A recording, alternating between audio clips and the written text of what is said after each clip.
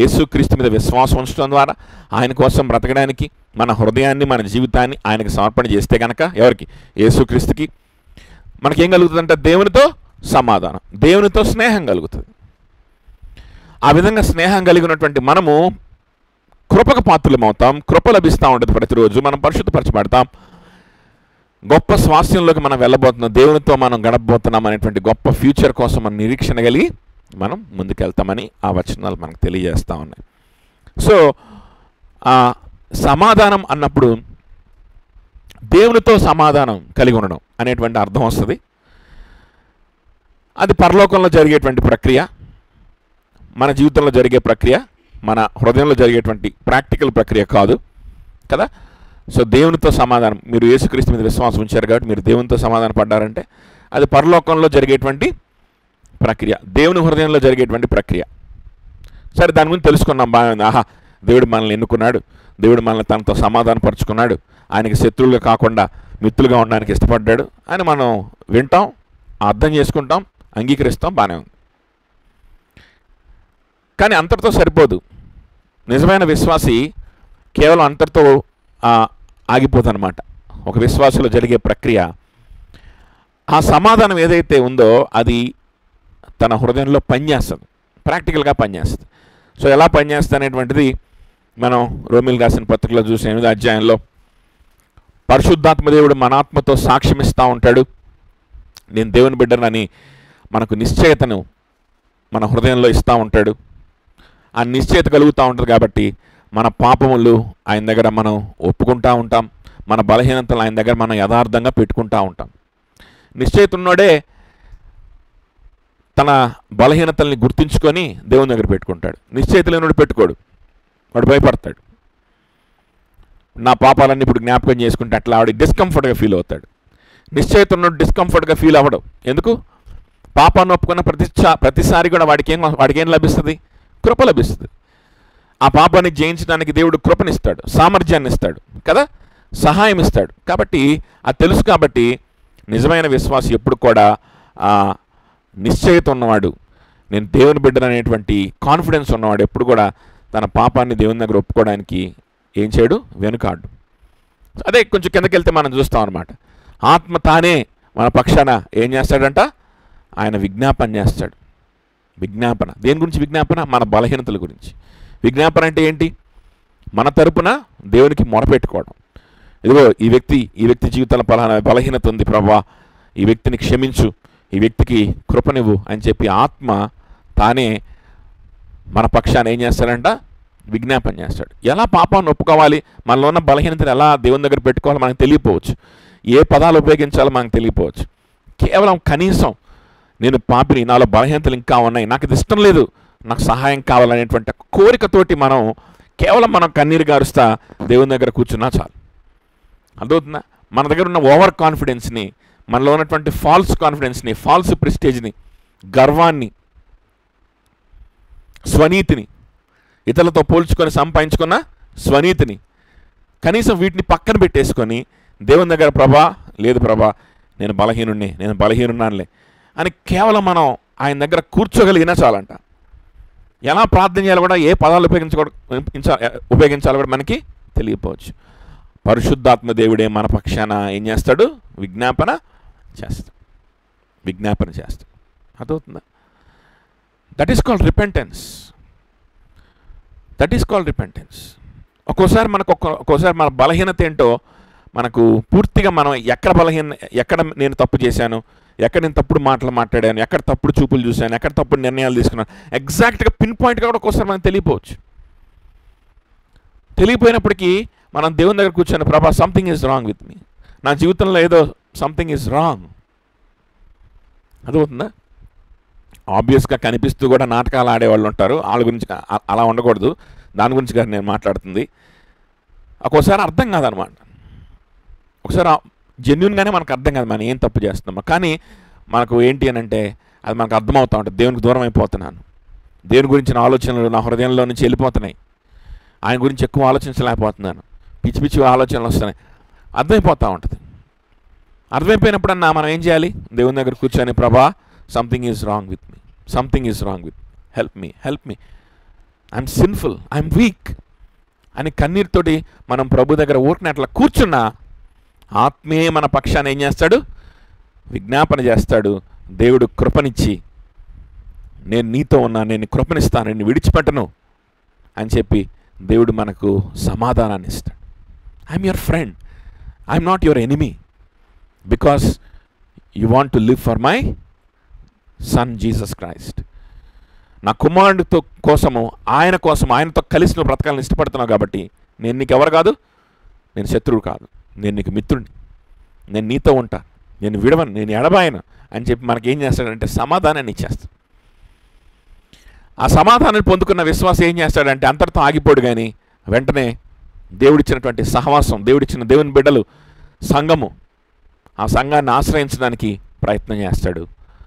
ఆ విధంగా సహవాసాన్ని ఆశ్రయించి తనలో ఉన్నటువంటి ఆ హంగర్ని, లేకపోతే తనలో ఉన్నటువంటి ఆ పశ్చాత్తాపాన్ని వారి దగ్గర కూడా వ్యక్తం చేసినప్పుడు వారు సహాయం చేస్తారు. ఎగ్జాక్ట్గా ఎక్కడ తప్పు జరుగుతుందో ఒక్కోసారి సహోదరుల దగ్గర నుంచి మనకు అర్థమవుతుంది. మన దేవుడే నాకు చెప్పాలి, వాక్యం ద్వారా నాతో మాట్లాడాలంటే కుదరదు. ఒక్కోసారి వాక్యం చదువుతా ఉన్నప్పుడు యేసుక్రీస్తు కనిపిస్తాడు. యేసుక్రీస్తు ఎంత ప్రేమించాడో, మన కోసం ఎలాగా ఆయన మరణించాడో మనకు కనిపిస్తాడు.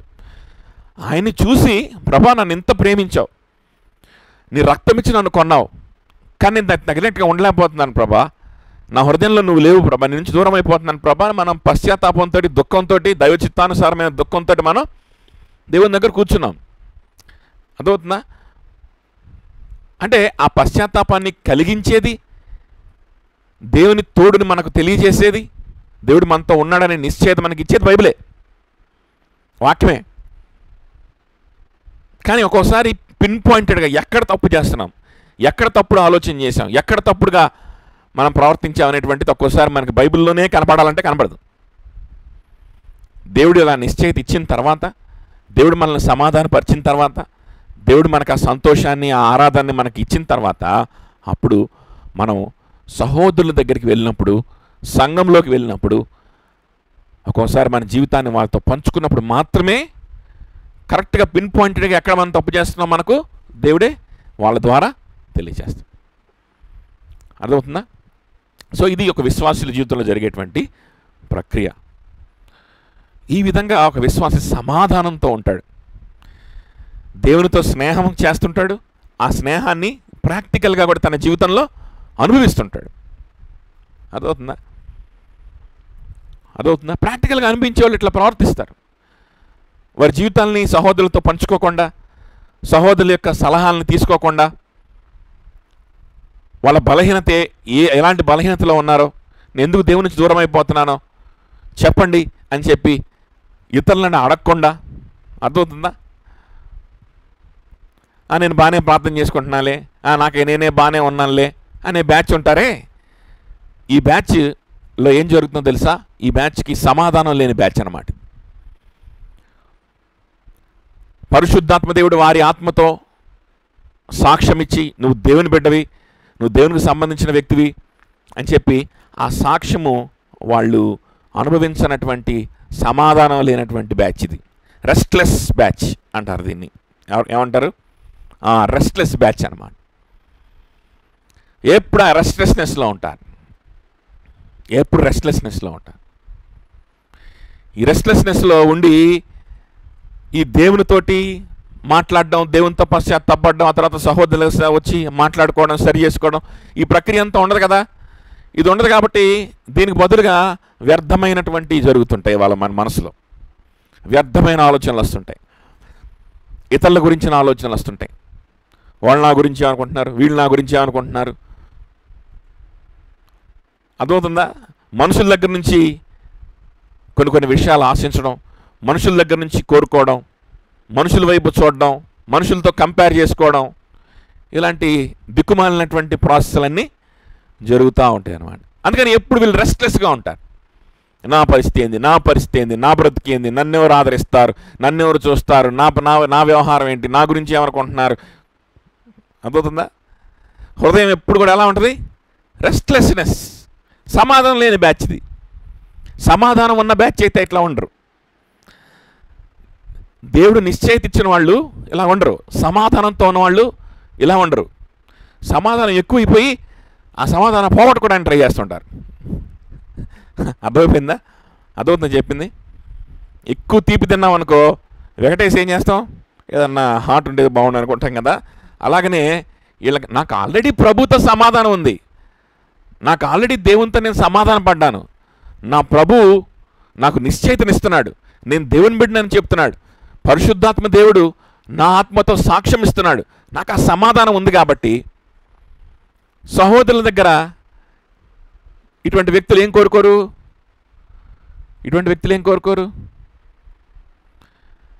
నన్ను పొగుడుతూ ఉండాలి, నన్ను తప్పుగా అనుకోకూడదు, నన్ను అందరు మంచిగా అనుకోవాలి అని కోరుకోరు. హృదయంలో సమాధానంతో నింపడిన వాళ్ళు ఏం చేస్తారంటే, ఎవడు నన్ను తిడితే బాగుండు, ఎవడో నన్ను సరి చేస్తే బాగుండు, ఎవరన్నా నేనేం బలహీనతలో ఉన్నాను చెప్తే బాగుండు.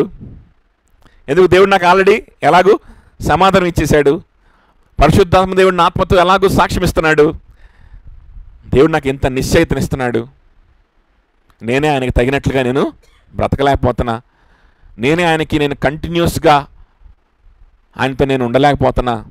కాబట్టి నన్ను ఎవరైనా హెచ్చరిస్తే బాగుండు, నన్ను ఎవరైనా తిడితే బాగుండు. అర్థమవుతుందా? నన్ను ఎవరైనా హెచ్చరించి గట్టిగా మందలించి కొన్ని విషయాలు ఎలా సరి చేసుకోవాలో నాకు నేర్పిస్తే బాగుండు అనుకుంటాను. ఎవరు అనుకుంటారు అలాగా? సమాధానంతో నింపబడిన వాళ్ళు అనుకుంటారు. ఎందుకంటే వాళ్ళకి సమాధానం ఉంది. నేను ఒకప్పుడు పాపిని, నా పాపం నుంచి ఎలా బయటికి రావాలో నాకు తెలియనటువంటి వ్యర్థమైనటువంటి జీవితంలో ఉండేవాడిని. నా ఆలోచనలు, నా యాంబిషన్స్, నా ప్రణాళికలు ఇవన్నీ కూడా లోకానుసారంగా ఉండేవి. లోకానుసారమైన దుఃఖాలు, లోకానుసారమైనటువంటి యాంగ్జైటీస్, చెత్త ఆలోచనలతో నింపబడి అనవసరమైన దిక్కుమాలినటువంటి ఆందోళనలతో నింపబడి ఉండేవాడిని. కానీ ఇప్పుడు దేవుడు నన్ను ఏం చేసుకున్నాడు? తన బిడ్డగా చేసుకున్నాడు. నన్ను పరిశుద్ధపరచుకోవడానికి ఆయన నిర్ణయించుకున్నాడు. అంత గొప్ప సంగతి కదా. ఇంకెంతకంటే నా జీవితంలో గొప్ప సంగతి ఏముంటుంది? ఆయన నుంచి నేను ఎంత తప్పిపోయి తిరిగాను, ఆయన విసర్జించి ఎన్నాళ్ళు నేను బ్రతికాను, అయినప్పటికీ దేవుడు నన్ను కనికరిస్తా ఉన్నాడు, సహవాసాన్ని ఇస్తా ఉన్నాడు, సంఘాన్ని ఇస్తా ఉన్నాడు, వాక్యాన్ని ఇస్తా ఉన్నాడు. ఎందుకంటే నాకు ఇంకేం కావాలని సంతోషం తట్టుకోలేక తిట్టించుకుందామని తిరుగుతూ ఉంటారు వీళ్ళు. అసలు చెప్పింది నిజమైన విశ్వాసులు ఆ సమాధానం తట్టుకోలేక తిట్టించుకోవడానికి, హెచ్చరికలు పొందుకోవడానికి ఇష్టపడుతుంటారు. రెస్ట్లెస్ బ్యాచ్ ఉంటారే, సమాధానం లేని బ్యాచ్. ఈ బ్యాచ్కి అసలు తట్టుకోలేరు అన్నమాట. ఏ చిన్న మాట అన్నా తట్టుకోలేరు, ఏ చిన్న హెచ్చరికను కూడా తీసుకోలేరు. That means you are restless. That means you do not have the peace of God. It's not working in your heart. విశ్వాసుల యొక్క లక్షణం కాదు అది. ఒకవేళ మీరు విశ్వాసులు అయ్యుండి కూడా అటువంటి పరిస్థితుల్లో మీకు దిగజారిపోయారని అంటే మీరు దేవునికి దూరం అయిపోయారని అర్థం. మీకు ప్రార్థనా జీవితం లేదని అర్థం. దేవునితో మీరు సమయం గడపట్ల. పరిశుద్ధాత్మ దేవుడు మీ ఆత్మతో సాక్ష్యం ఇచ్చేటువంటి ఆ సాక్ష్యాన్ని మీరు అనుభవించట్లేదని అర్థం. అలా అనుభవం లేని వాళ్ళు రెస్ట్లెస్గా ఉంటారు. కాబట్టి ఏ చిన్న మాట అన్నా పుసుక్కున ఫీల్ అవుతారు. అర్థమవుతుందా? సమాధానం అన్న వాళ్ళు ఆ విధంగా. సో ప్రభు ఎలాంటి సమాధానం వాళ్ళకు అనుగ్రహిస్తున్నాడో అర్థమవుతుందా? ఇప్పుడు చెప్పింది మీకు. ఈ మాట ఎప్పుడు చెప్తున్నాడు ప్రభు? వారి కోసం 33.5 సంవత్సరాలు బ్రతికి, పరిశుద్ధుడిగా బ్రతికి, ఒక మానవుడిగా దాసుని స్వరూపం ధరించుకొని బ్రతికి 33.5 సంవత్సరాల తర్వాత వారి కోసం శిలువ మరణాన్ని అనుభవించి, ఆ వేదనని, ఆ దుఃఖాన్ని, ఆ అవమానాన్ని వారి నిమిత్తం అనుభవించి సమాధి చేయబడి తిరిగి లేచి వచ్చి ఇవ్వమని చెప్తున్నాడు.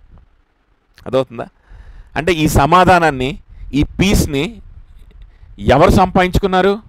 వాళ్ళు సంపాదించుకోలేరని తెలిసే ప్రభువే వారికి బదులుగా సంపాదించాడు. సంపాదించి వాళ్ళకి ఫ్రీగా ఇస్తున్నాడు. ఇక ఫ్రీగా ఇస్తున్నా, I give this peace free of cost. నువ్వు ఇంకేమి చేయాల్సిన అవసరం, నా మీద విశ్వాసం ఉంచగలిగితే చాలు, నా వైపు నువ్వు తిరగగలిగితే చాలు.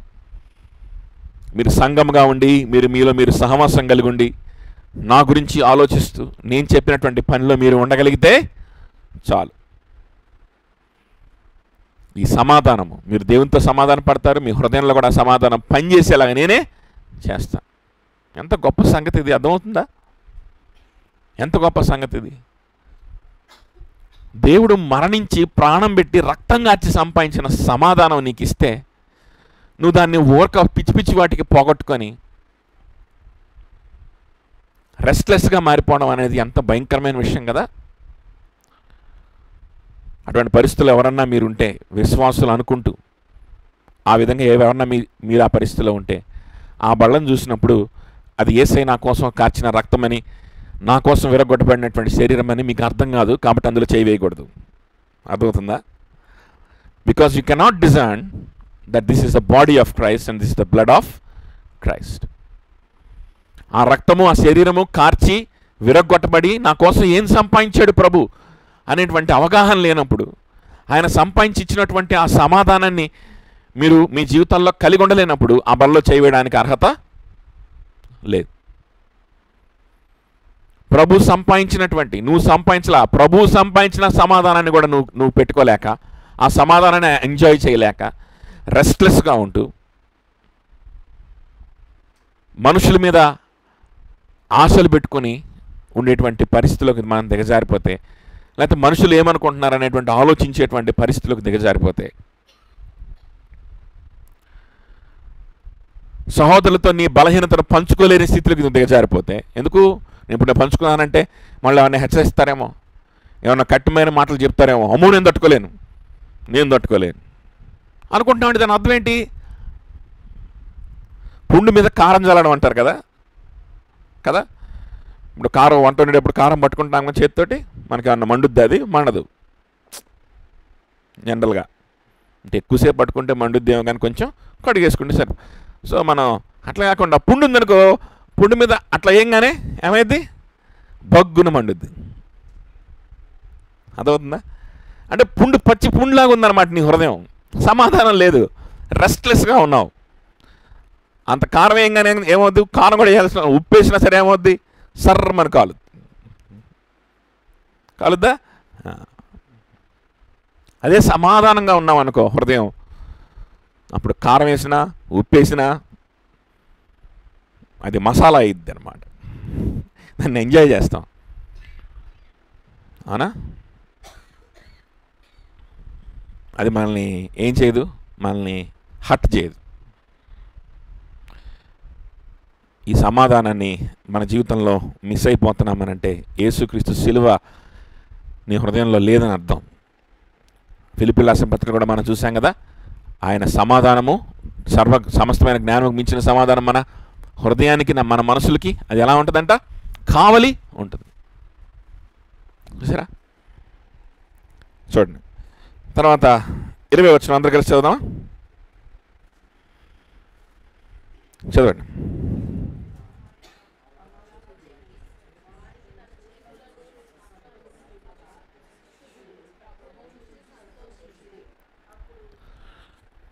అంతేనా? సో ఆయన చేతులను పక్కను ఆయన చూపించినప్పుడు వారు ప్రభువుని చూసి సంతోషించారు.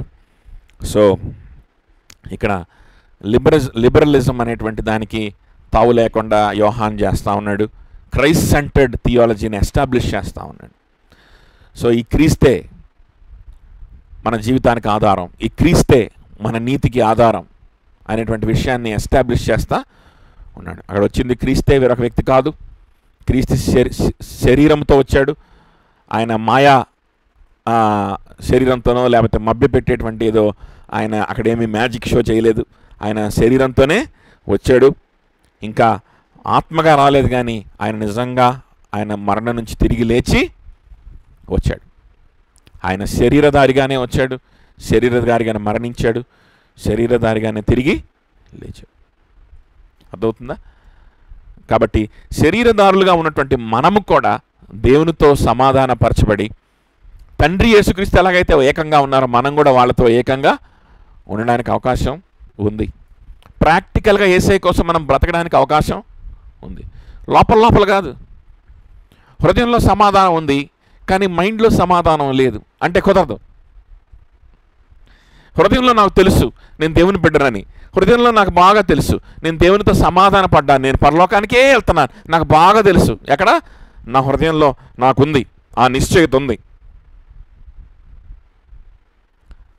కానీ ఎందుకు ఆందోళనలో ఉన్నావు?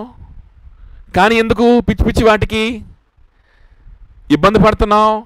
కానీ ఎందుకు సెల్ఫ్ పిటీలోకి వెళ్తున్నావు? కానీ ఎందుకు ఇతరులతో కంపేర్ చేసుకుంటున్నావు? కానీ ఎందుకు నా గురించి వాళ్ళు ఏమనుకుంటున్నారు, వీళ్ళు ఏమనుకుంటున్నారు ఆలోచన చేస్తున్నావు? ఎందుకు చేస్తున్నావు అంటే నా పరిస్థితి బాగాలేదు, నా మైండ్ బాగాలేదు, నేను చిరాకులో ఉన్నాను, నేను బాధలో ఉన్నాను. నా హృదయంలో మాత్రమే నాకేం తెలుసు, నేను దేవుని బిడ్డన సంగతి నాకు బాగా తెలుసు అంటే కుదరదు. అర్థమవుతుందని చెప్పింది? కుదరదు. యేసుక్రీస్తు శరీరముతో వచ్చాడు. యేసుక్రీస్తు పని చేస్తే మన శరీరం మొత్తంలో పనిచేస్తాడు. ఉట్టిని హృదయంలో పనిచేసి వదిలిపెట్టడు. ఈ సమాధానం కూడా ఎక్కడ పనిచేస్తారని మాట్లాడుకున్నాం మనం? మన హృదయంలో, మన మైండ్లో పనిచేస్తుంది, మన హృదయంలో పనిచేస్తుంది. అది మన జీవితంలో పనిచేస్తుంది, కొన్ని నిర్ణయాలు తీసుకునేలా చేస్తుంది కదా. సో ఆ విధమైనటువంటి సమాధానము. తర్వాత 21వ వచనం అందరూ కలిసి చదువు గట్టిగా.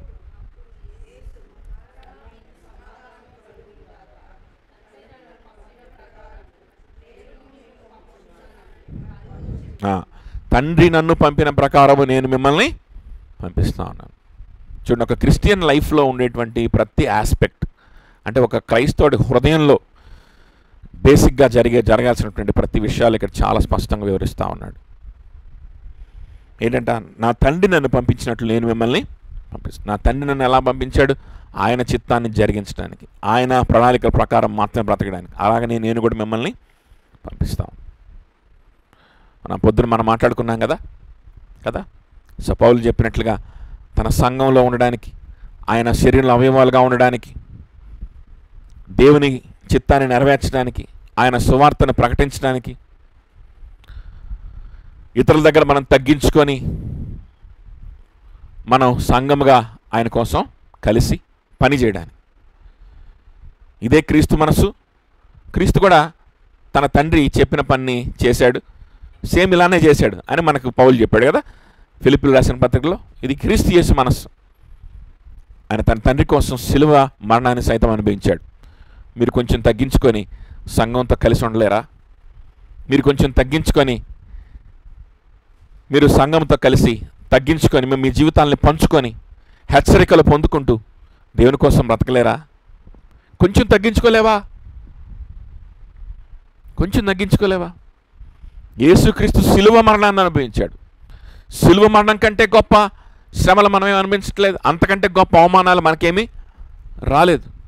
రాకపోగా దేవుని పరిశుద్ధాత్మ దేవుడు మన ఆత్మతోటి ఏం సాక్ష్యం ఇస్తూ ఉంటాడంటే, నిరంతరం మనం దేవుని బిడ్డలమని, ఆయనతో సమాధానపరచబడ్డామని సాక్ష్యం ఇస్తూ ఉంటాడు. పశ్చాత్తాపడిన ప్రతిసారి కూడా ఆత్మ తానే మన పక్షంగా విజ్ఞాపన చేస్తూ మనకి సమాధానం ఇస్తూ కృపనిస్తూ నడిపిస్తూ ఉంటాడు కదా. ఇన్ని ప్రివిలేజెస్ ఉన్నాయి మీకు యేసుక్రీస్తుతో పోల్చుకుంటే. యేసుక్రీస్తు పడినటువంటి శ్రమ మీరు పడలేదు. పడకపోగా ఆయనకి మించిన, ఆయనకి లేనటువంటి గొప్ప ప్రివిలేజెస్ మీకు అనేకమైనవి ఉన్నాయి. ఇన్నున్నప్పుడు తగ్గించుకోలేవా? కొంచెం తగ్గించుకోలేవా? హెచ్చరికలు పొందుకున్నప్పుడు, సరిచేయబడతా ఉన్నప్పుడు ఎందుకు తగ్గించుకోలేవు? నిజమైన విశ్వాసం అయితే ఖచ్చితంగా తగ్గించుకుంటాడు. విశ్వాసంగా ఉండదలుచుకున్నవాడు తగ్గించుకోవడానికి సిద్ధపడతాడు. సంఘంతో కలిసి, సహోదరులతో కలిసి దేవుని పనిలో ఉంటాడు కదా. రైట్. తర్వాత 22, 23 కలిసి చదువుకుందాం.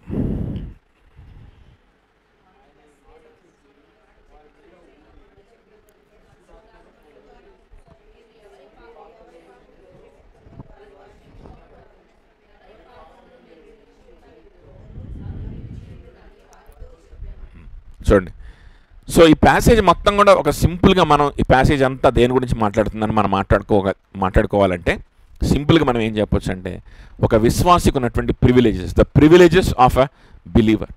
The privileges of a true believer. ఒక విశ్వాసికి ఉన్న నిజమైన ప్రివిలేజెస్ గురించే ఈ ప్యాసేజ్ అంతా మాట్లాడుతుంది. ఫస్ట్ చూస్తే కనుక యేసుక్రీస్తు వాళ్ళని వెతుక్కుంటా వాళ్ళ దగ్గరకు వచ్చేస్తున్నాడు, వాళ్ళ మధ్యలో నిలబడతా ఉన్నాడు, వాళ్ళ కోసం పరిగెత్తుకొని ఆయనే వచ్చేసాడు. అర్థమవుతుందా? వీళ్ళు నిజమైన విశ్వాసులు. ప్రభు గురించి మాట్లాడుకోవడానికి వీళ్ళందరూ కలిసి ఆదివారం వాళ్ళు కూడుకొని ఒక చోట అందరు కలిసి వాళ్ళు ఉన్నారు. వాళ్ళ ఇల్లు కాదు అది, వాళ్ళ ప్రాంతం కాదు అది, అనేక మంది ఉన్నారు, శిష్యులు అందరూ కలిసి ఉన్నారు కదా. సో ఆ విధమైనటువంటి విశ్వాసం కలిగి ఉన్నటువంటి నిజమైన విశ్వాసికి ఉండేటువంటి గొప్ప ప్రివిలేజెస్ గురించి ఈ ప్యాసేజ్ అంతా మాట్లాడుతుంది. ఫస్ట్ సమాధానం గురించి మాట్లాడుకున్నాం, ఆ తర్వాత దేని గురించి మాట్లాడుకున్నాం, ఆయన కోసం పనిచేయడం గురించి మాట్లాడుకున్నాం, ఇంకా ఆయన ద్వారా పంపబడిన వారిగా ఉంటాం అనేటువంటి విషయాన్ని మనం మాట్లాడుకున్నాం. So all these are privileges ఒక రకంగా చెప్పాలంటే. తండ్రి పంపించినట్లు క్రీస్తు వీరిని ఏం చేస్తున్నాడంట? పంపిస్తున్నాడు.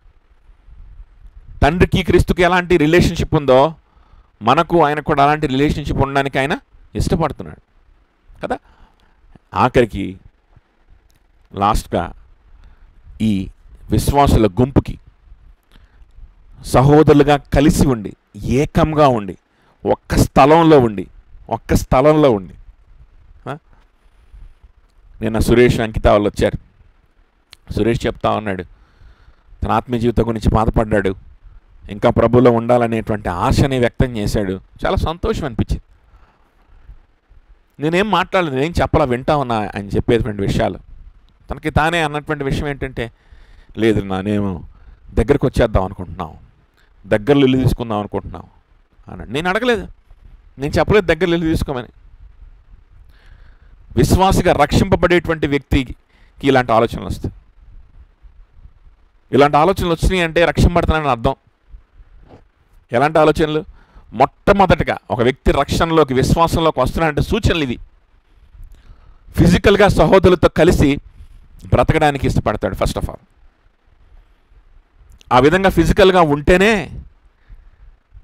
ఒకరితో ఒకరి జీవితాన్ని పంచుకోవడానికి వీలవుద్ది, హెచ్చరికలు పొందుకోవడానికి వీలవుద్ది, సరిచేయబడడానికి వీలవుద్ది, కలిసి దేవుని కోసం పనిచేయడానికి వీలవుతుంది, తగ్గించుకోవడానికి వీలవుతుంది కదా. అర్థమవుతుందా? విశ్వాసులుగా రక్షింపడాలంటే మీరు చేయాల్సిన పని అదే. రక్షింపడకుండా ఇంకా సంఘానికి దూరంగా ఉన్నవారు గమనించండి, మీరు చేయాల్సిన పని అదే. ప్రభు కోసం బ్రతకడానికి, ప్రభు బిడ్డలకు దగ్గరగా ఉండడానికి మీరు నిర్ణయం తీసుకుంటే మీరు ఆ రక్షణకి మీ రక్షణ కోసం వేస్తున్నటువంటి తొలిమెట్టు అదే. అర్థమవుతుందా? కాబట్టి వీళ్ళందరూ ఒకచోట నిజమైన విశ్వాసులుగా తోటి సహోదరులతో కలిసి ఉన్నటువంటి ఈ గుంపుకు ప్రభు ఇస్తున్నటువంటి మరొక గొప్ప ప్రివిలేజ్ ఏంటి అని అంటే, గొప్ప ప్రివిలేజ్ ఏంటి? పరిశుద్ధాత్మ దేవుని యొక్క సహవాసం. వారి ముందర ఆయన ఊది సింబాలిక్గా పరిశుద్ధాత్మ దేవుని సహవాసం మీకు అందిస్తున్నాను. పరిశుద్ధాత్మ దేవుడు మీ జీవితంలో ఫుల్ ప్లెడ్జ్డ్గా కార్యం చేయబోతా ఉన్నాడు. ఇంకా నేను కనిపించను, పరిశుద్ధాత్మ దేవుడే మిమ్మల్ని నడిపించబోతున్నాడు, నా కోసం బ్రతికేలాగా చేయబోతున్నాడు.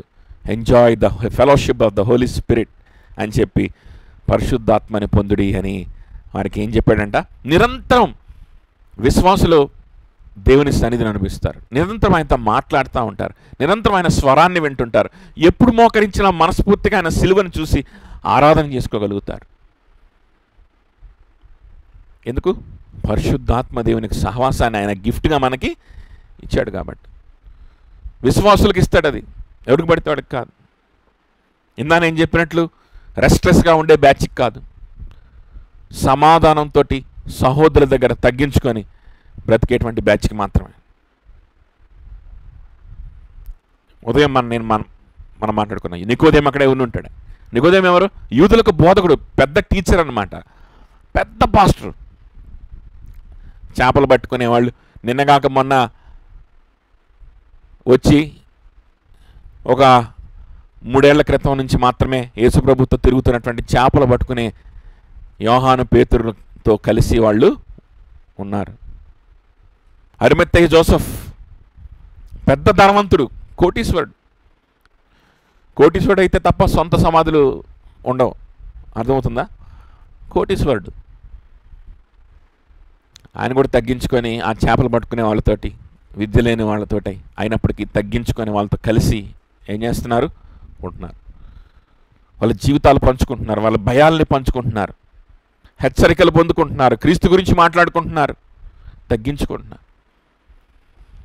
ఆ విధంగా బ్రతుకుతున్నటువంటి వారికి పరిశుద్ధాత్మ దేవుని సహవాసం ఇంకోటి ఆఖరిగా గొప్ప ప్రివిలేజ్. వాళ్ళకి ఇస్తున్న ప్రివిలేజ్ ఏంటి అని అంటే, మీరు ఎవరి పాపములు క్షమిస్తారో వారి పాపములు క్షమించబడతాయి, ఎవరి పాపం నిలవనిస్తారో వారి పాపం వారి మీదనే నిలిచి ఉంటుంది.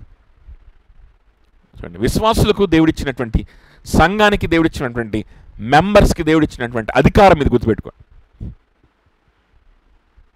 మెంబర్స్కి ఇచ్చినటువంటి అధికారం ఇది. ఆ మెంబర్స్లో నుంచే కొంతమంది ఎల్డర్స్ బయటకు వస్తారు కదా. నిజమైన విశ్వాసుల నుంచే ఎల్డర్స్ అనేవాళ్ళు వస్తారు. ఆ సహవాసంలో ఉన్నటువంటి వారే కొంతమంది ఎల్డర్స్ అవుతారు, లీడర్స్ అవుతారు, టీచర్స్ అవుతారు. వాళ్ళ నాయకత్వంలో సంఘం అంతా చేసేటువంటి పని ఒక వ్యక్తి విశ్వాస కాదా అని తేల్చడం. నాయకత్వం ఒకటే వహిస్తాడు, కానీ సంఘం అంతా చేసే పని ఆ నాయకుడితో పాటు. This is congregationalism. అందుకనే చర్చ్ మెంబర్షిప్ అనేది ఆషామాషి విషయం కాదు. క్రమం తప్పకుండా తగ్గించుకొని సంఘంలో ఉంటూ, సంఘస్థులతో కలిసి ఉంటూ, పరిచర్లో పాల్గొనడానికి ఆసక్తి చూపించేవారు మాత్రమే సంఘ సభ్యులుగా మనం అంగీకరిస్తున్నాం. ఎందుకో తెలుసా? ఎందుకనంటే ఆ తర్వాత సభ్యత్వం తీసుకున్న తర్వాత an authority is bestowed upon them by Jesus himself. What is that authority? To discern others. ఇతరులకు సువార్త చెప్పి ఇతరులను నిజమైన విశ్వాసంలోకి నడిపించేటువంటి అథారిటీ వాళ్ళకి ఉంది. ఇక్కడ సభ్యులు ఉన్నారు, మీరు సువార్త చెప్తారు. ఒక ఎస్సీ హాస్టల్కో లేకపోతే గవర్నమెంట్ హాస్టల్కో లేకపోతే ఏదైనా క్యాంపస్కో మనం పరిచర్కి వెళ్తాం, అక్కడ సువార్త చెప్తాం. ఒక వ్యక్తి నిజంగా దేవుని అంగీకరించాడా లేదా అనేటువంటిది జాగ్రత్తగా గమనించి మనం సువార్త చెప్తాం. నిజమైన విశ్వాసం యొక్క సూచనలు కనిపించేదాకా ఆ వ్యక్తికి సువార్త అందిస్తాం. నిజమైన రక్షణలోకి వ్యక్తులు నడిపిస్తాం. లేకపోతే అలా నడిపించలేం కదా. నిజమైన రక్షణలోకి నడిపించగలుగుతామా? నడిపించలేం కదా.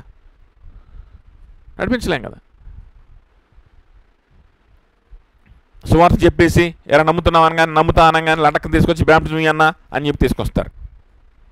అప్పుడు నేను కూడా అట్లాంటి అయితే, ఆహా తీసుకొచ్చావా, వెరీ గుడ్, రా బ్యాప్టిజం ఇచ్చేద్దామండి, ముంచేసి సంఘంలో కట్టేద్దాం అని చెప్పి వాడికి బ్యాప్టిజం ఇచ్చి, అరే అబ్బాయి ఈరోజు నుంచి మా చర్చిగా రావాలని చెప్పి బెదిరించి పంపించేస్తాం.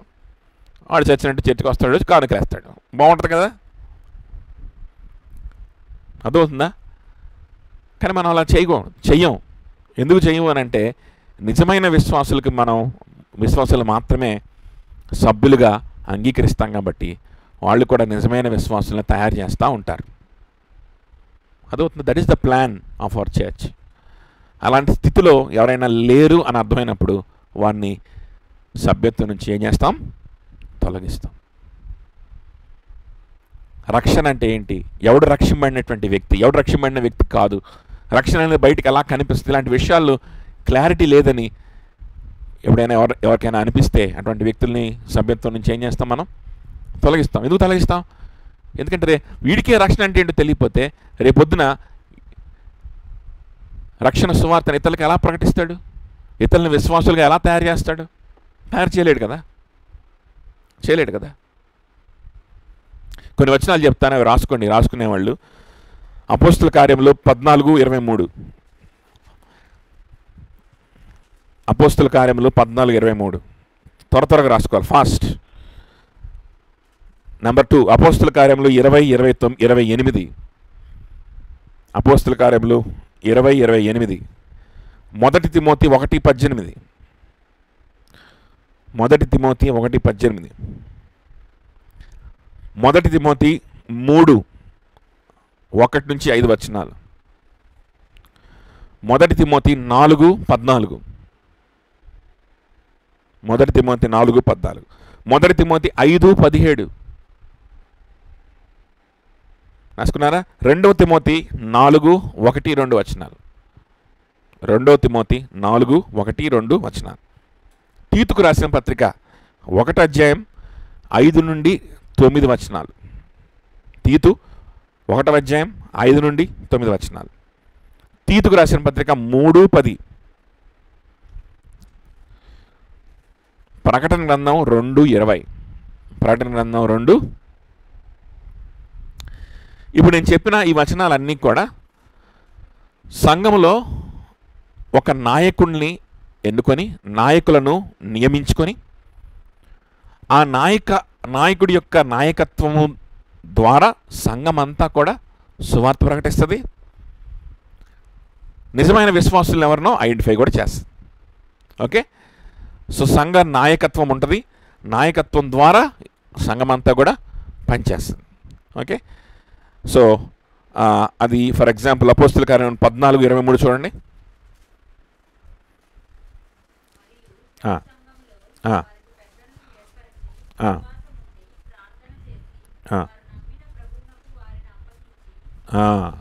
చాలు చూడండి, అపోస్తలులు ఏం చేశారంటే స్థానిక సంఘాలని తయారు చేశారు. స్థానిక సంఘాలను తయారు చేసిన వెంటనే ఏం చేశారు? ఒక్కొక్క సంఘానికి పెద్దలను నియమించారు. వారు నమ్మిన ప్రభువుకి వారిని ఏం చేశారు? అప్పగించారు. సో సంఘం ఉంటే సంఘ నాయకులు ఉంటారు, సంఘ కాపరి ఉంటారు. సంఘ కాపరి ఉంటే ఆ సంఘములో ఉన్నటువంటి సభ్యులు అతని నాయకత్వంలో ఏం చేస్తారు అని అంటే సువార్త పనిచేస్తూ రక్షింపబడిన వారెవరో, రక్షణ లేని వారెవరో నిర్ధారిస్తూ ఉంటారు. ఎందుకంటే అధికారం ప్రభువే వారికి ఇచ్చాడు. అర్థమవుతుందా? అపోస్తులకి మాత్రమే కాకుండా అపోస్తులతో పాటు ఉన్నటువంటి వారందరికీ కూడా ఈ అధికారాన్ని, అక్కడ 10 మందే కాకుండా వారితో కలిసి ఉండడానికి వచ్చిన ఇతరులు కూడా ఉన్నారని మనం మాట్లాడుకున్నాం కదా, వారందరికీ అధికారాన్ని ఇచ్చాడు. ప్రతి విశ్వాసకి అధికారాన్ని ఇచ్చాడు. ప్రతి విశ్వాసకి అధికారాన్ని ఇచ్చాడు. ఆ స్థితిలో వాళ్ళు ఉండాలని దేవుడు ఇష్టపడతా ఉన్నాడు, పరిశుద్ధాత్మ దేవుని యొక్క సహాయంతో. అర్థమవుతుందా చెప్పింది? చూడండి, ఇప్పుడు సంఘానికి నాయకుల ద్వారా సంఘానికి అధికారాన్ని ఇచ్చాడని చెప్పడానికి కొన్ని వచనాలు మనం చూసి మనం ముగించుకుందాం. మత్తయి సువార్త 16:18-19 వచనాలు చూడండి.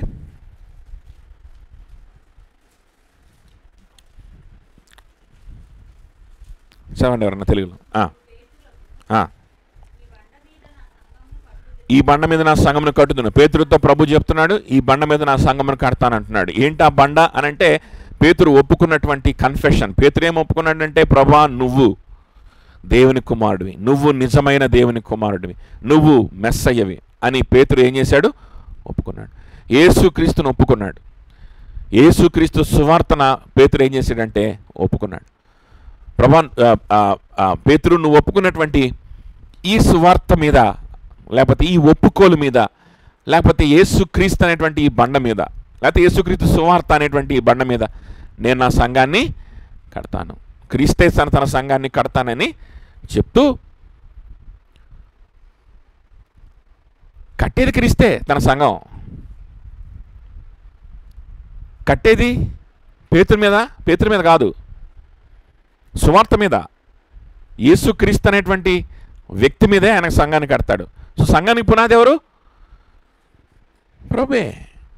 సంఘానికి పునాది అపోస్తుల బోధ, ప్రవక్తల యొక్క అపోస్తులకు బోధ అనేటువంటి పునాది కదా. ఎఫెసీయుల రాసిన పత్రికలో చూసాం. ఏంటి వాళ్ళ బోధ ఏంటి? ప్రవక్తలు అపోస్తులు అని అంటే పేతుర్ని బేస్ చేసుకొని, యోహాన్ని బేస్ చేసుకొని కట్టడం కాదు, వాళ్ళ బోధను బేస్ చేసుకొని కట్టడం. ఏంటి వాళ్ళ బోధ? సువార్తే. ఏంటి వాళ్ళ బోధ? యేసుక్రీస్తే కదా వాళ్ళ బోధ. సో క్రీస్తు సువార్తే సంఘానికి పునాది, మూలరాయి క్రీస్తే కదా. అదే మనం చూసిన ఎఫెసీయుల రాసిన పత్రికలో కట్టేది ఆయన మీదే కట్టుకుంటాడు, కట్టే వ్యక్తి కూడా ఎవరు? ఆయనే. కానీ ఎలా కడతాడు? కట్టే ప్రొసీజర్ ఒకటి ఉంది. మనకు తెలియకుండానే అది కట్టుకుంటా పోడు. ఒక ప్రొసీజర్ ఉంది, అది నెక్స్ట్ వచనాల్లో చదవాలి మనం.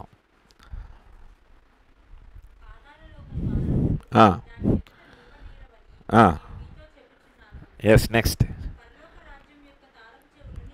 పరలోక రాజ్యం యొక్క తాళపు చెవులు నీకు ఇచ్చేదను.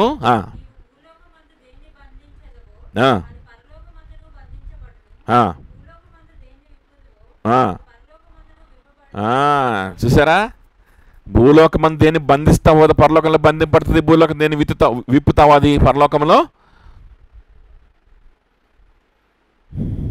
విప్పడం. బంధించడం అంటే ఏంటి? కట్లు, సంకెళ్ళు.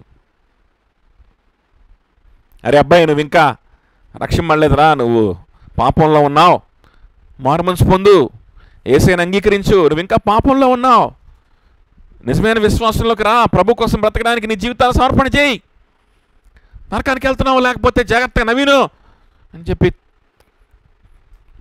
చేతులు కట్టేస్తున్నావు అనమాట. నవీన్ చేతులు. నరకానికి వెళ్తున్నావు రా బాబు, నువ్వంత ఫ్రీగా ఉన్నావు అనుకుంటున్నావా? లేదు, నువ్వు నరకానికి కోసం నువ్వు నరకపాత్రుడుగా ఉన్నావు, నువ్వు నరకాల్లోకి వెళ్ళిపోతున్నావు, నువ్వు బంధింపబడ్డావు పాపం చేత అని. వాడు అప్పుడు దాకా బంధింపడ్డట్టు తెలియదు, మనవాడు అంత హ్యాపీగా ఉంటాడు. నేనే అంత 2 చేతులు తీసుకొని తాడు తీసి కట్టిపారేస్తున్నాను మనవాడిని. అంటే నేను నరకానికి పంపిస్తున్నానా? కాదు, ఆల్రెడీ నరకానికి వెళ్తున్నాడు, అది వాడికి తెలిసేలా చేస్తున్నాను. వాడు బంధింపడ్డాడు, వాడి చేతులు కాళ్ళు కట్టేయబడ్డాయి పాపం చేత, వాడు పాపం తప్ప నుంచి ఏం చేయలేడని సంగతి మనవాడికి తెలియదు. నేనేం చేస్తున్నా, వాడికి కనిపించేలాగా చేతుల్ని కట్టేస్తున్నా. నరకానికి వెళ్తున్నావు, జాగ్రత్త. నేను ఎవరిని బంధిస్తానో, ఏమైంది దీనికి? Okay, right. నేను దేన్ని బంధిస్తానో భూలోకంలో, పరలోకంలో కూడా అది బంధింపబడుతుందంట. భూలోకంలో నేను చెప్పానంటే నువ్వు నరకానికి వెళ్తున్నారా బాబు అని నవీన్ ఎలా తీసుకోవాలి? అమ్మో, పరలోకంలో కూడా నా రికార్డ్ ఇదే, నా గురించి డేటా తీస్తే పరలోకంలో నవీన్ అనేవాడు ఎక్కడికెళ్తున్నాడు, ప్రస్తుతం నరకంలో వైపు వెళ్తున్నాడు అని ఉంటుంది పరలోకంలో కూడా. అది అర్థం చేసుకొని మారు మనసు పొంది నరకానికి వెళ్ళకుండా పరలోకానికి వెళ్ళడానికి ప్రయత్నం చేయాలి. అవిశ్వాసంగా ఉండకుండా విశ్వాసం చూపించడానికి ప్రయత్నం చేయాలి కదా. ఎవరి కట్లయితే విప్పుతానో పరలోకంలో కూడా ఆ కట్లు విప్పబడినట్లేనండి. నవీన్ రక్షింపడ్డాడు, సంఘానికి వస్తూ ఉన్నాడు, తగ్గించుకుంటున్నాడు, పరిచర్లో పాల్గొంటున్నా. రక్షింపడ్డట్టున్నాడే నవీన్ రక్షింపడ్డావమ్మా, బ్యాప్టిజం కావాలా, తీసుకో, బ్యాప్టిజం ఇస్తాం, సంఘ సభ్యత్వంలోకి రా అని చెప్పి సంఘ సభ్యుడిగా అంగీకరించినప్పుడు ఏం చేశాను? కట్లు ఇప్పదీసేసా. పోయినాయి, నీ కట్లు పోయినాయి, నువ్వు పాపం చేత బంధింపడలేవు ఇంక మీదట, నీ కట్లు పోయినాయి, నువ్వు నరకానికి కాదు వెళ్తుంది. సేమ్ పరలోకంలో రికార్డ్స్ వెరిఫై చేసుకుంటే కరెక్ట్గా కోయిన్సైడ్ అవుతాయి. అర్థమవుతుందా? నరకానికి వెళ్తున్నారా బాబు నేను చెప్పినప్పుడు రికార్డ్స్లో ఏముంటుంది? నవీన్ నరకానికి వెళ్తున్నాడు. నువ్వు నరకానికి వెళ్ళట్లేదని కట్లు విప్పినప్పుడు పరలోకంలో కూడా కరెక్ట్గా ఏముంటుంది? వీడు నరకానికి వెళ్ళట్లేదు, నేను పంపించట్లా, నేను నరకానికి పంపించట్లా, నేను పరలోకానికి నేను పంపించట్లా. పైన దేవుని దృష్టిలో ఏమి ఉందో, దేవుడు నవీన్ గురించి ఏం ఆలోచిస్తున్నాడు నవీన్కి ఎలా తెలుస్తుంది? తెలియదు కదా. అవిశ్వాసకి ఎలా తెలుస్తుంది? తెలియదు కదా. అందుకని విశ్వాసుల్ని దేవుడు వాడుకోదలుచుకుంటున్నాడు, సంఘాన్ని దేవుడు వాడుకోదలుచుకుంటున్నాడు. పైన మనోడి గురించి ఏం రాయబడిందో ఎవరికి తెలిసిపోద్ది? మనోడికి తెలవదు, నాకు తెలుస్తుంది, మనకు తెలుస్తుంది. అర్థమవుతుందా? కాబట్టి మనం చెప్తాం. దాన్నే ప్రభు ఏమంటున్నాడంటే, మీరు కింద ఏది మీరు చెప్తున్నారో, లేకపోతే ఇంకో రకంగా దీన్ని తీసుకోవచ్చు. పైన ఏమి రాయబడిందో, పైన ఎవడు బంధింపబడి ఉంటాడో వాడినే మీరు ఇక్కడ బంధింపబడి ఉన్నట్లుగా డిక్లేర్ చేస్తారు. పైన ఎవడైతే విడుదల పొందుతాడో ఇక్కడ కూడా దాన్ని మీరు వారికి తెలియజేస్తారు అనేటువంటి విషయాన్ని అక్కడ తెలియజేస్తూ ఉన్నాడు అనమాట. అదవుతుంది. పరలోక రాజ్యపు తాళపు చెవులు నీకు నేను ఇస్తున్నానని చెప్పి పేతురుతో మాట్లాడుతూ ఉన్నాడు. పేతురుతో పట్టుకున్నటువంటి విశ్వాసులందరితో కూడా ఆ మాట అది వర్తిస్తుంది అనమాట. పరలోకపు తాళపు చెవులు నీ దగ్గర నీకున్నాయి. నువ్వు పరలోక రాజ్యాన్ని గురించి ప్రకటించి సువార్తను ప్రకటిస్తే ఒకడు పరలోక రాజ్యానికి వెళ్తాడు, నువ్వు ప్రకటించకపోతే వాడు నరకానికి వెళ్తాడు. అదవుతుందా? సంఘానికి విశ్వాసులకు ఉన్నటువంటి ప్రివిలేజ్ అది. నువ్వు సువార్త ప్రకటిస్తేనే ఒక వ్యక్తి ఎక్కడికి వెళ్తాడు? పరలోకానికి వెళ్తాడు. గుర్తుపెట్టుకోండి. కట్టేది ఆయనే, రక్షించుకునేది ఆయనే, ఎన్నుకునేది ఆయనే కాదనట్లా. కానీ ఎన్నికలో ఉన్నవారిని ఎలా రక్షించుకుంటాడు? ప్రొసీజర్ ఇది. విశ్వాసుల ద్వారానే రక్షించుకుంటాడు. విశ్వాసులు చెప్పే సంఘముగా ఉంటూ ఉన్న విశ్వాసులు చెప్పే సువార్త ద్వారానే రక్షించుకుంటాడు. గుర్తుపెట్టుకోండి. వాళ్ళు విప్పితేనే నువ్వు విప్పబడినట్లు, వాళ్ళు కనుక నేను బంధిస్తే నువ్వు బంధింపబడినట్టే. గుర్తుపెట్టుకో. అదవుతుందా? అందుకనే రక్షింపబడ్డానికి మనం తాపత్రయపడాలి. నేను నిజంగా రక్షింపబడ్డానా లేదా అని అర్థం చేసుకోవడానికి కూడా మనం ఇష్టపడాలి. ఎలా అర్థమవుతుంది నీకు? సంఘం నిన్ను గుర్తిస్తేనే అర్థమవుతుంది. కాబట్టి ఒక సంఘంలో సభ్యత్వం కలిగి ఉండి ఆ సంఘం ద్వారా విశ్వాసిగా గుర్తింపబడాలని మనం ఏం చేయాలి? ప్రయాసపడాలి. అంటే మనుషుల దగ్గర గుర్తింపు పొందుకోవడానికి, మనుషుల దగ్గర మెప్పు పొందుకోవడానికి ప్రయాసపడమని కాదు. దేవుని మీద విశ్వాసం ఉంచే కొలది. నా విశ్వాసంలో ఎక్కడ లోపం ఉందని తెలుసుకోవడానికి వాళ్ళని అడగాలి. అదవుతుందా? ఏం చేయమంటావు చెప్పు, నువ్వు నన్ను అంగీకరించాలంటే ఏమేం చేయమంటావు చెప్పు, చేసి పారేస్తా అని కాదు. నా విశ్వాసంలో ఇంకేదైనా లోపం ఉందా? సహోదరుడా, నా విశ్వాసంలో ఏదైనా లోపం కనిపిస్తుందా? రక్షింపబడ్డాం అనుకున్నటువంటి మనం కూడా విశ్వాసం కూడా అడగవచ్చు ఒకరినొకరు మనం. అది ఆ విధంగా నేను రక్షింపబడ్డాను, మీరందరూ నన్ను అంగీకరించారు, దేవుడు కూడా నాకు రక్షణ ఇచ్చాడు నాకు అనిపిస్తుంది, కానీ ఇంకేదైనా లోపం నాలో కనిపిస్తుందా? ఒకవేళ కనిపిస్తే నాకు చెప్తారా, నేను సరి చేసుకుంటాను అని చెప్పి మనం ఒకరినొకరు మన జీవితాన్ని ఏం చేసుకుంటాం? మనం పంచుకుంటూ ఉంటాం. విశ్వాసంలో యేసుక్రీస్తు కోసం బ్రతికే విషయంలో ఎక్కడ సరి చేసుకోవాలని అడగాలి తప్ప, నువ్వు నన్ను అంగీకరించాలంటే ఏం చేయాలి చెప్పు, చేస్తా అని కాదు అడగాల్సింది. అర్థమవుతుందా? ప్రభువుకి ఇంకా దగ్గర వాళ్ళు నేనేం చేయాలి? ప్రభువు కోసం నేను నిజంగా బ్రతుకుతున్నాను మీకు అనిపిస్తుందా? ఇంకా ఆయన కోసం బ్రతకాలంటే నేనేం చేయాలి? ఆ విషయంలో ఇంకా నేను సరి చేసుకోవాలంటే ఏం చేయాలి అని సహోదరులను అడిగి మనం తెలుసుకొని ప్రభువుకి దగ్గర అవుతూ ఉంటే అదే రక్షింపబడ్డం అంటే. అర్థమవుతుందా బ్యూలా స్వీటీ? అర్థమవుతుందా? అదే రక్షింపబడ్డం అంటే.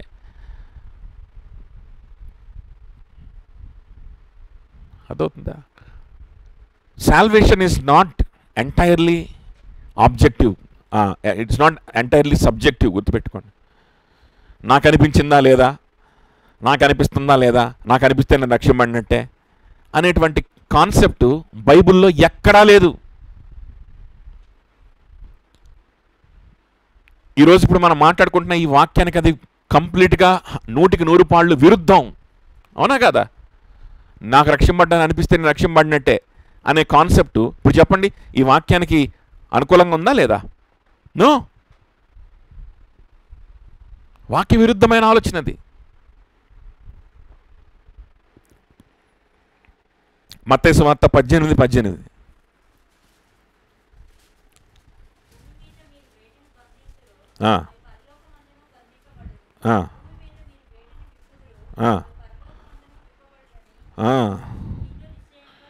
చూసారా?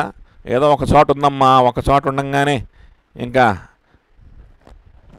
అదే సత్యం అని ఎలా చెప్తాం అనుకునే అతి తెలివి పరులు ఎవరన్నా ఉంటే కనుక వాళ్ళ కోసం మరలా చెప్తున్నాడు ప్రభు. ఇందులో అదే ఉంది. ఇంకందరితో అయిపోవాలా, ఇంకా ఉన్నాయి. 28 మత్తయి సువార్త 28:19.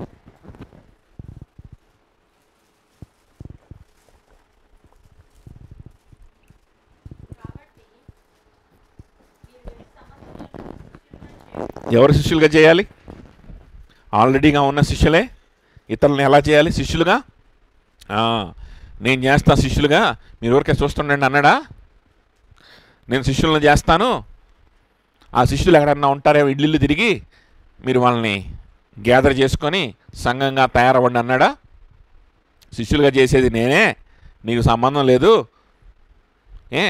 నేను శిష్యులు చేసేసి రక్షించేసుకొని ఉంటాను, వాళ్ళు పలానా హాస్టల్లో, పలానా ఇంట్లో, పలానా అక్కడ, పలానా ఇక్కడ ఆ క్యాంపస్లో ఉంటారు, వాళ్ళని వెళ్ళి పట్టుకొచ్చుకొని నీ చేతనైతే అప్పుడు వాళ్ళందరినీ గ్యాదర్ చేసి సంఘంగా అవ్వండి అన్నాడా? అనలే. సువార్త చెప్పండి, మీరే శిష్యులుగా తయారు చేయండి. ఎలా తయారు చేస్తారు? సువార్త చెప్పి, యేసుక్రీస్తులోకి వాళ్ళు వచ్చేలాగా చూసుకొని, యేసుక్రీస్తులోకి నిజంగా వచ్చిన వాళ్ళని మీరు ఐడెంటిఫై చేసి వాళ్ళని విశ్వాసులుగా గుర్తించి సభ్యత్వం ఇచ్చుకుంటూ సంఘంలో చేర్చుకుంటూ వాళ్ళని మీరే ఏం చేయాలి? శిష్యులుగా. అర్థమవుతుందా చెప్పింది? ఎవడు హాస్టల్లో అడుగుచ్చని, ఎవడు ఇళ్లలో అడుగుచ్చని జూమ్ మీటింగులు, యూట్యూబ్లు చూసుకుంటా, దేవుడి పాటలు వింటా, గుడారాల పండక్కి రిలీజ్ అయిన పాటలన్నీ గంటతో పెట్టుకుంటా, నేను చాలా విశ్వాసిని అనుకునే బ్యాచ్ ఉంటారే, వాళ్ళని అడగాల్సిన ప్రశ్న ఏంటో తెలుసా? నిన్ను ఎవరు విశ్వాసిగా చేశారు అని అడగాలి. నిన్ను ఎవరు శిష్యులుగా, నువ్వు శిష్యురాలివా, నువ్వు శిష్యుడివా, నిన్ను ఎవరు చేశాడు శిష్యులుగా, శిష్యురాలుగా నిన్ను ఎవరు చేశారు అని అడగాలి. అప్పుడు వాళ్ళు ఏం చెప్తారంటే, నన్ను ఒకటి చేసేది ఏంటండి, నన్ను దేవుడే చేశాడు తన శిష్యులుగా అని చెప్తారు. అప్పుడు వెంటనే ఈ వాక్యం వినిపించాలి. చదువునానా ఒకసారి ఈ వాక్యం. దేవుడే డైరెక్ట్గా నిన్ను శిష్యురాలుగా చేసేసినట్లయితే మరి ఈ వాక్యం అబద్ధమా? చింపేసుకుంటావా ఆ పేజీని బైబిల్లో నుంచి? చింపలేవు కదా, చింపలేవు కదా. మరి అట్లా నీకు నువ్వే శిష్యురాలు అయ్యావు, నీకు నువ్వే శిష్యుడు అట్లాగయ్యావు. సంఘం లేకుండా, నిన్ను గుర్తించిన వారు లేకుండా నువ్వు నీకై నువ్వే అవుతావా? సాధ్యపడుద్దా? వాక్యపరంగా అయితే సాధ్యం అవ్వదు.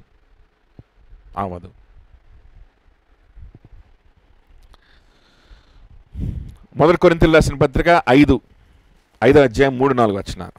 1 Corinthians chapter 5, 3 and 4 verses.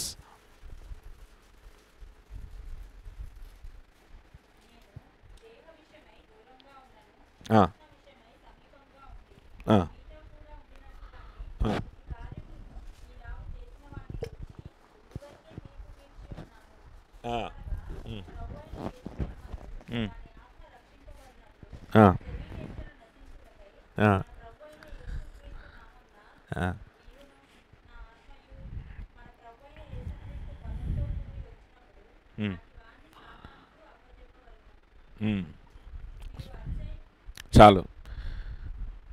పౌలు కొంతమందికి ఏం చేస్తాడంటే, సంఘంలో ఉన్న కొంతమందికి తీర్పు తీరుస్తున్నాడు. సంఘ నాయకుడిగా ఉన్నటువంటి పౌలు తీర్పు తీరుస్తూ ఉన్నాడు. కొంతమందికి అంట ఆయనే తీర్పు తీర్చి సాతానికి అప్పచెప్తున్నాడు. ఎవరు అప్పచెప్తున్నారు? పౌలు along with the members of Corinthian church. క్రీస్తు దినాన కొంతమందిని ఎవరికి అప్పచెప్పేస్తున్నారు? సాతానికి అప్పచెప్తున్నారు.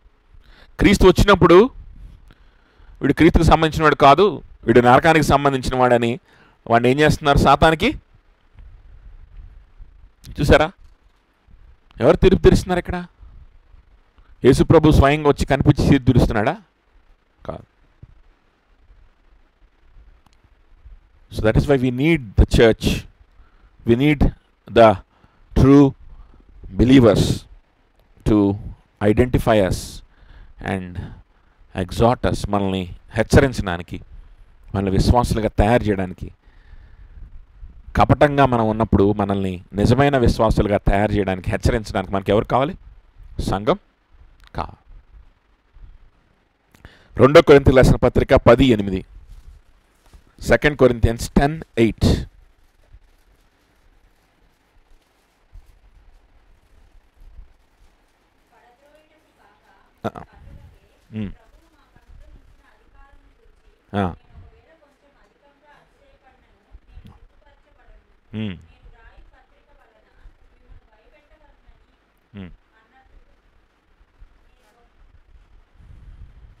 కాస్త పెద్ద బైబిల్ కనుక్కో హేమా, కళ్ళు పోతాయి, చీమల కంటే చిన్నగా ఉన్నాయి అక్షరాలు. ఉమ్, ఉమ్.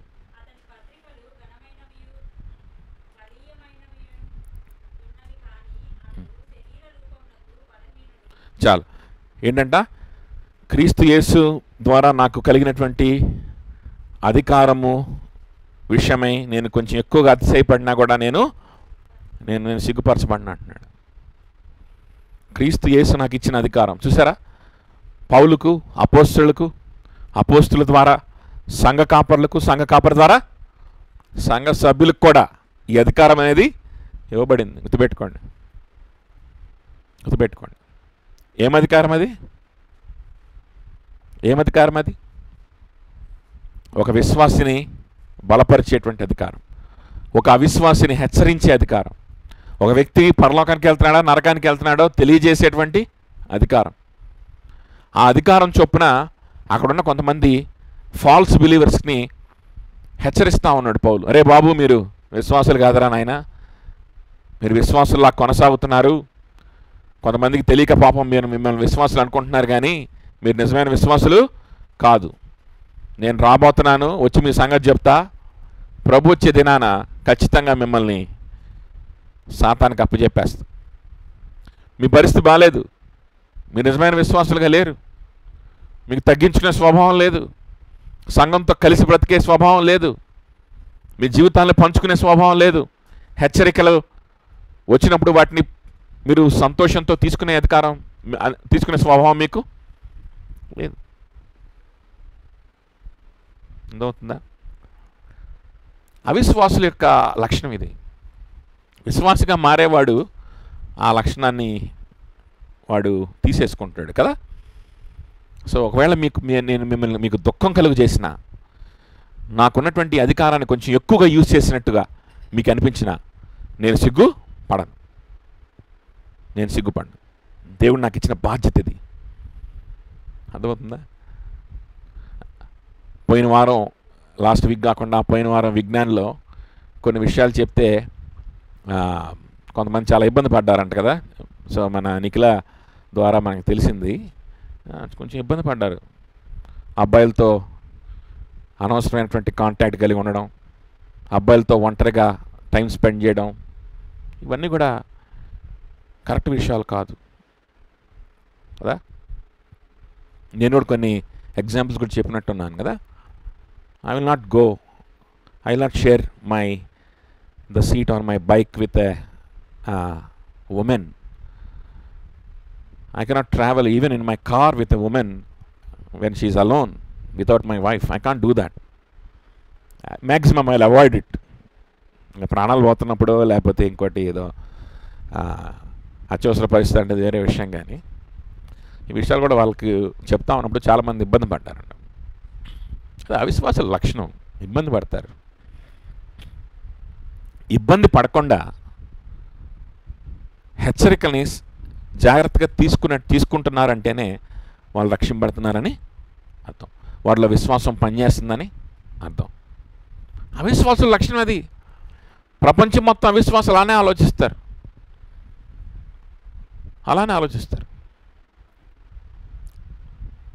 అర్థమవుతుందా? ఏంటి అదేంటి, అబ్బాయిలతో మాట్లాడితే తప్ప, అదేంటి నాకు అబ్బాయిలు బైక్ మీద వెళ్తే తప్ప, కలిసి ఈ కారులో ప్రయాణం చేస్తే తప్ప, కలిసి ఒంటరిగా స్పెండ్ చేస్తే తప్ప, ఏముంది సరదాగా ఊరికే ఆ సబ్జెక్టేగా, ఆ ఇబ్బంది మా కొన్ని అవసరాల కొద్దేగా, ఇలాంటి యదవ ఫిలాసఫీలు అందరూ అన్నీ చెప్పడానికి ఇష్టపడుతూ ఉంటారు. అందులో ఉన్న డేంజర్ ఏంటో, బైబిల్ ఎంత సత్యమో ఎప్పుడు అర్థమైద్ది అని అంటే, అలా స్టార్ట్ అయినటువంటి పరిచయం జీవితం నాశనం అయిపోయిన దాకా వెళ్ళినప్పుడు అప్పుడు అర్థమైంది. అంత దూరం వెళ్ళిందాక చేసుకోరు విశ్వాసులు.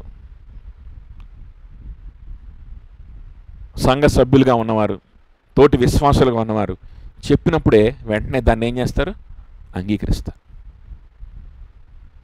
అర్థమవుతుందా? రక్షింపబడిన వాళ్ళు స్వభావం అదే. ఒక వ్యక్తి రక్షింపబడుతున్నాడు అనేదానికి చెప్పడానికి కూడా స్వభావం అదే, సూచన అదే. అర్థమవుతుందా? కాబట్టి మనం ఆ విధంగా సంఘం యొక్క అథారిటీ కింద, ఒకరి అథారిటీ కింద ఒకరు మనం ఉండడానికి ఇష్టపడాలి. సంఘం యొక్క అథారిటీ కింద కూడా మనం ఉండడానికి మనం ఏం చేయాలంటే ఇష్టపడాలి. అయితే దీన్ని కొంతమంది ఎక్స్ట్రీమ్గా అబ్యూజ్ చేసేవాళ్ళు ఉంటారు, లేకపోతే దీన్ని వక్రీకరించి వాడేవాళ్ళు ఉంటారు. ఫర్ ఎగ్జాంపుల్ రోమన్ క్యాథలిక్ సంస్థ. ఈ రోమన్ క్యాథలిక్ సంస్థ వాళ్ళు ఏం చేశారంటే ఈ వాక్యాలన్నిటిని నమ్ముతారు వాళ్ళు, వీటన్నిటిని ఎక్సర్సైజ్ కూడా చేస్తారు. కానీ ఎలా చేస్తారు? తప్పుగా చేస్తారు. పరలోక రాజ్యపు తాళపు చెవులు మీకు ఇవ్వబడ్డాయని పేతురుకు చెప్తే దాని అర్థం ఏంటి? పేతురు ద్వారా విశ్వాసం దేవుడు ఆ అధికారాన్ని ఇచ్చినట్లు, సంఘం అంతటికి కూడా అధికారాన్ని ఇచ్చినట్లు. సో నిజమైన సంఘ సభ్యులు, నిజమైన విశ్వాసులు ఇతరులను ఐడెంటిఫై చేయడానికి దేవుడు వాళ్ళకి ఆ అధికారాన్ని ఇచ్చినట్టు. సో సభ్యులుగా ఒక వ్యక్తిని ఎన్నుకునే విషయంలో చాలా జాగ్రత్తగా మనం సభ్యత్వంలోకి తీసుకోవాలి. తీసుకున్నప్పుడు ఒక ఎల్డర్ యొక్క నాయకత్వంలో వాళ్ళందరూ కూడా ఒక వ్యక్తికి సువార్త చెప్పి ఆ వ్యక్తి విశ్వాసిగా మారుతున్నాడు లేదా అని ఐడెంటిఫై చేసే ఆ ప్రక్రియలో పాల్గొంటారు. ఈ రోమన్ క్యాథలిక్ సంస్థలు ఏం చేశారంటే అందరికీ సభ్యత్వం, ఎవడికి కావాలంటే వాడు రండి, డబ్బులు కడితే చాలు సభ్యత్వం ఇచ్చేస్తాం, అందరికీ మెంబర్షిప్ ఇచ్చేస్తాం, ఎవడికి కావాలంటే వాడికి. కొన్ని పనులు చేయాలి, కాకపోతే కానుక వేయాలి, మెంబర్షిప్ మనీ కట్టాలి, కొన్ని చావులకి బర్త్డేలకు వచ్చినప్పుడు పాస్టర్ చేతిలో 100 రూపాయలు 1000 రూపాయలు పెట్టాలి. ఇలాంటివన్నీ చేస్తే మీకు సభ్యత్వం ఇచ్చేస్తాం, ఎవడైనా రావచ్చు. కానీ మీరు పరలోక రాజ్యానికి వెళ్తున్నారా లేదా అనేటువంటిది మాత్రం మీ చేతుల్లో లేదు. మీరు ఎవరిని డిజైన్ చేయలేరు. అసలు మీరు పరలోకానికి వెళ్తున్నారా లేదా అనే సంగతి మీకు కూడా గ్యారంటీ లేదు. మీ రక్షణ, మీరు పరలోకానికి వెళ్తున్నారు లేదా గ్యారంటీ ఆ పరలోకపు తాళపు చెవులు ఎవడి చేతిలో ఉంటాయనంటే వాటికన్ సిటీలో కూర్చున్న పోపు గడి చేతిలో ఉంటాయి. అర్థమవుతుందా చెప్పింది? సంఘానికి తల క్రీస్తు కాదు, పోపుగాడు. అది వాళ్ళ ఫిలాసఫీ. అందుకనే పోపు సింబల్ మీరు కనుక చూస్తే వాటికన్ సిటీలో పోపుకు ఒక సింబల్ ఉంటుంది. వాటికన్ సిటీ ఎంబ్లమ్ కూడా అదే, ఆ దేశం ఎంబ్లమ్. వాటికన్ సిటీ అనేది it is a city and also it is a country కదా. సో దాని ఎంబ్లమ్ ఏంటి అని అంటే 2 తాళపు చెవులు ఇట్లా ఉంటాయి. మీరు ఎప్పుడైనా చూసారా? 2 తాళాలు ఉంటాయి అన్నమాట. పోప్ యొక్క అఫీషియల్ సింబల్ అది. 2 తాళాలు ఉంటాయి ఇట్లాగా. అంటే ఏంటి? పరలోకం రాజ్యం యొక్క తాళాలు ఎవరి దగ్గర ఉన్నాయి? పోపు గారి దగ్గర ఉన్నాయి. వాడు చెప్పిన విషయాలు చేస్తే, వాడు చెప్పిన ఆచారాలు చేస్తే, వాడు చెప్పినట్లుగా ఉంటే, వాడు చెప్పినట్టుగా కానుకేస్తే అప్పుడు పరలోకానికి వెళ్తావు. ఎంత భయంకరమైన స్థితికి దిగజారంటే చచ్చిపోయిన వాళ్ళ కోసం మీరు డబ్బులు కడితే వాళ్ళు పరలోకానికి వెళ్తారు అనేటువంటి దుష్ట బోధ చేసేంత దానికి వాళ్ళు దిగజారిపోయినప్పుడు రిఫార్మర్స్ వాళ్ళ చేతిలో నుంచి బైబిల్ని బయటికి తీసుకొచ్చి సత్యాన్ని బయటికి తెచ్చారు 16వ శతాబ్దంలో. ఇప్పటికీ వాళ్ళు అదే పరిస్థితిలో ఉన్నారు. కానీ సంఘానికి తల ఎవరు? పోపు కాదు. సంఘానికి తల ఎవరు? క్రీస్తు. క్రీస్తు సంఘానికి తల అయితే మరి పోపుగాడైతే వాడు ఉంటాడు అక్కడ, ఒక సింహాసనం వేసుకొని నెత్తిన టోపీ పెట్టుకొని అంగి వేసుకొని కూర్చుంటాడు పోపుగాడు. వాడు కంటికి కనిపిస్తాడు. మరి యేసుప్రభు ఏడి? యేసుప్రభు నాయకత్వంలో ఎలా ఉంటాం మనం? ఆయన లేడు కదా శరీర రూపంలో. శరీరధారిగా ఆయన లేనప్పటికీ కూడా పరిశుద్ధాత్మ, సర్వసత్యంలోకి నడిపించే పరిశుద్ధాత్మ దేవుని సహవాసం ఈ భూమి మీద ఉంది. ఆ సహవాసం ఎవరి దగ్గర ఉంటుంది? ఎవరు ఆ సహవాసాన్ని అనుభవిస్తారు? క్రీస్తు యొక్క సంఘం, విశ్వాసులు, నిజమైన విశ్వాసులు అనుభవిస్తారు. వాళ్ళకే కదా పరిశుద్ధాత్మ దేవుడిని పరిశుద్ధాత్మ దేవుడిని పొందుడని చెప్పింది. సో క్రీస్తు తలగా ఉంటే తాళపు చెవులు ఎవరి దగ్గర ఉంటాయి? సంఘం దగ్గర ఉంటుంది. తాళపు చెవులు సంఘం దగ్గర ఉంటే ఎవరు తలగా ఉన్నట్టు? క్రీస్తు తలగా ఉన్నట్టు. తాళపు చెవులు పోపుగారి దగ్గర, లేకపోతే ఒక పెద్ద మెగా చర్చికి సంబంధించిన ఒక అయ్యగారి దగ్గర ఉన్నాయనుకో, సంఘానికి తల ఎవరు కాదు? క్రీస్తు కాదు. క్రీస్తు కాదు. అలా అని చెప్పి సంఘానికి తల క్రీస్తు అండి, క్రీస్తు చెప్పాలి, నేను రక్షింపడ్డాను లేదు, నువ్వేడు చెప్పడానికి అంటావా? No, it's not possible. క్రీస్తు వచ్చి చెప్పడం, క్రీస్తు వచ్చి నువ్వు పడుకుంటే నిద్రలో లేపి నువ్వు రక్షింపడ్డావు, నువ్వు ఏ సంఘానికి వెళ్ళకపోయినా పర్లా, నువ్వు ఎవరితో నీ రూమ్లోనే మగ్గు, నీ రూమ్లోనే కూర్చొని యూట్యూబ్ చూస్తా కూర్చో చాలు, నిన్ను రక్షించుకున్నా అని చెప్పి ఎవడి చెవుల్లో కూడా చెప్పడం. ఒకవేళ అలాంటి స్వరం ఎవరికైనా వినిపిస్తే అది వాక్యానుసారమైనది కాదు. కాబట్టి ఖచ్చితంగా ఆ స్వరం ఎవరిది? దయ్యమే. అర్థమవుతుందా? అది హాస్టల్ రూమ్లో ఇలాంటి దయ్యాలు చాలా ఉంటాయి. హాస్టల్స్లో చాలా ఎక్కువ ఉంటాయి అన్నమాట ఇలాంటి దయ్యాలు. మన కాటూరు మెడికల్ కాలేజ్ హాస్టల్లో, అలానే మన విజ్ఞాన్ హాస్టల్లో ఇట్లాంటి దయ్యాలు చాలా ఉంటాయి. ఆ దయ్యాలు వచ్చి ఏం చెప్తాయంటే, బాసులా చర్చికి బాసులా వాళ్ళే వస్తారులే, వాళ్ళు వచ్చినప్పుడు ఏదో బతికులాడుకుంటే వెళ్ళి కొంచెంసేపు కూర్చొని రా, చర్చికి పోవాల్సిన అవసరంలా, నిన్ను ఎవడు అంగీకరించాల్సిన అవసరంలా, నువ్వు విశ్వాసి అయిపోయావు, యేసుక్రీస్తు కదా నాయకుడు, నేనే యేసుక్రీస్తుని, నేను చెప్తున్నా ఎవరి దగ్గరికి పోవద్దు, నువ్వు ఏడే కూర్చో. మరి బైబిల్లో ఏమో అప్పుడు శిష్యులకి ఎలా చెప్పి నీ చెవులు ఏమో అలా చెప్తాడు యేసు ప్రభు? చెప్పడు కదా. మరి చెప్పింది ఎవరు? దయ్యమే. రూమ్లో ఎవరు ఊరేసుకుందంట, ఈ రూమ్లో దయ్యం ఉంది, ఆ రూమ్లో దయ్యం ఉందని భయపడతాం కదా. అసలు దయ్యం అక్కడ ఉండదు, అసలు దయ్యం ఇక్కడే ఉంటుంది. అసలు దయ్యం ఏడే ఉంటుంది. ఆదివారం పొద్దున్నే వస్తుంది దయ్యం. ఇప్పుడు లేచి నువ్వు కష్టపడి చర్చికి ఏం పోతావు? చర్చికి వెళ్తేనే నువ్వు విశ్వాసివా ఏంటి? నేనే యేసుప్రభుని, నువ్వు నా బిడ్డవే, ఎల్లవసరంలా పడుకో. అలాంటి రూములకి వెళ్లకుండా అవాయిడ్ చేయాలి. అలాంటి భక్తులు కనుక ఉండి వెళ్ళిపోయిన రూమ్ ఉందనుకో, అమ్మో ఆడ దయ్యం ఉంది, ఆ రూమ్లో వెళ్ళదు అని అలాంటి రూమ్స్లో అవాయిడ్ చేయొచ్చు. అంతేగాని ఉరేసుకుని చచ్చిపోతే ఈ హ్యాపీగా రూమ్లో పడుకోవచ్చు, ఏం కాదు. ఎందుకు? ఉరేసుకున్నాడు ఎటో పోయి ఉంటాడు ఆల్రెడీ, నరకానికో పరలోకానికో పోయి ఉంటాడు కదా. విశ్వాసం అయితే పరలోకం లేకపోతే నరకంలో పోయి ఉంటాడు ఆల్రెడీ, ఆడున్నాడు అక్కడ. ఇట్లాంటి క్రైస్తవులు ఉండిపోయిన రూములు అంటే ఆ రూమ్కి జాగ్రత్తగా ఉండాలన్నమాట. ఆ రూమ్లో దయ్యం ఉందంట, ఆ రూమ్లో నేను చేరనమ్మో, ఆ రూమ్లో దయ్యం. ఎవరు చెప్పారు రూమ్లో దయ్యం ఉందని? అక్కడ ఒక పిల్ల ఉండేదంట ఇదివరకు, ఎక్కడికి చర్చికి వెళ్ళేది కాదంట. రోజు ఆదివారం ఉదయం ఎవడో వచ్చి ఏం చెప్పేవాడంట, నువ్వు విశ్వాసివి, నువ్వు చాలా భక్తురాలు అని చెప్పేవాడంట. ప్లస్ నేను యేసుప్రభుని అని చెప్పేవాడంట. కాబట్టి ఆ రూమ్లో ఏముంది? దయ్యం. అదవుతుందా చెప్పింది? అంతే కదా. వాక్యానికి విరుద్ధంగా మాట్లాడే దయ్యమే. ఆయన ఇచ్చిన వాక్యానికి ఆయన విరుద్ధంగా ఎప్పుడు కూడా మనతో మాట్లాడి గుర్తుపెట్టుకోండి. ప్రార్థన చేసుకుందాం.